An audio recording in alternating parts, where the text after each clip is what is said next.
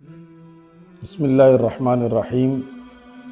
مہمان نوازی کے 6 اہم اصول ہمیں حضرت ابراہیم علیہ السلام کے اس واقعے سے ملتے ہیں جو واقعہ اللہ تعالیٰ نے سورۃ الذاریات آیت نمبر 24 میں بیان فرمایا ہے، اور قرآن کریم کی تعلیمات پر عمل کرتے ہوئے ہم سب بھی اس بات کو اگر اپنا لیں کہ جب بھی ہم میزبان ہوں تو اپنے مہمانوں کے ساتھ یہ 6 آداب کا ہم ضرور خیال کریں۔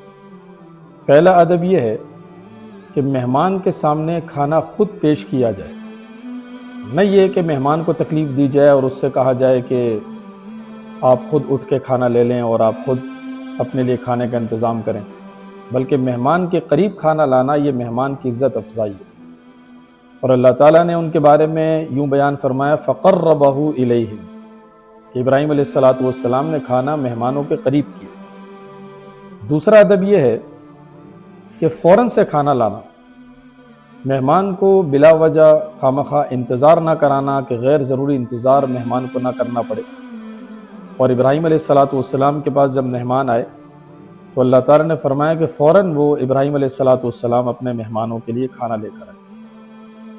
تیسرا ادب یہ ہے کہ ان کو اطلاع کیے بغیر کھانا لانا۔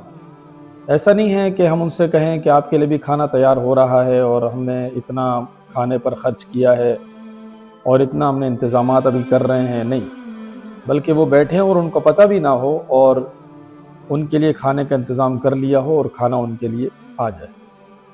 اور چوتھا ادب جو اللہ تعالیٰ نے بیان فرمایا وہ یہ ہے کہ اچھے سے اچھا کھانا ان کے لیے تیار کرنا۔ ابراہیم علیہ السلام کے بارے میں بھی اللہ تعالیٰ نے فرمایا کہ فَجَاءَ بِعِجْلٍ سَمِينٍ، اچھا موٹا تازہ جانور وہ ان کے لیے لائے اور ذبح کیا اور اپنے مہمانوں کو کھلایا۔ پانچواں ادب یہ ہے کہ کھانا لانے کے بعد محبت بھرے انداز میں پیش کرنا، اس طرح سے نہ کرنا کہ آپ جلدی سے کھا لیں، نہیں، ابراہیم علیہ السلام نے بھی فرمایا الا تأکلون، آپ کھا نہیں رہے، آپ کی پلیٹ خالی ہے، آپ مزید لیں، بلکہ ان کو کھانا پلیٹ میں ڈال کے بھی دیں۔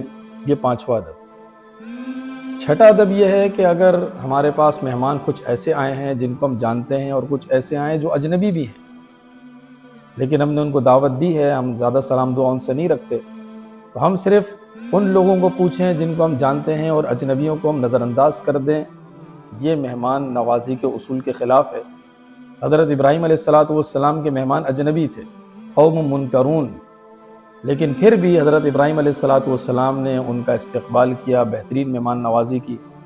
اس لیے دیکھیں، مہمان نوازی صرف کھانا کھلانے کا نام نہیں ہے، بلکہ عزت، محبت، اخلاص، کشادہ دلی اور حسن اخلاق سب اس میں شامل ہیں۔ اگر ہم بھی مہمان نوازی کے ان اصولوں کو اپنی زندگی میں اختیار کر لیں گے تو ہمارے گھروں کا ماحول اور معاشرتی تعلقات دونوں بہتر سے بہتر ہو جائیں گے۔ اللہ تعالی ہم سب کو ان اصولوں پر عمل کرنے کی توفیق عطا فرمائے۔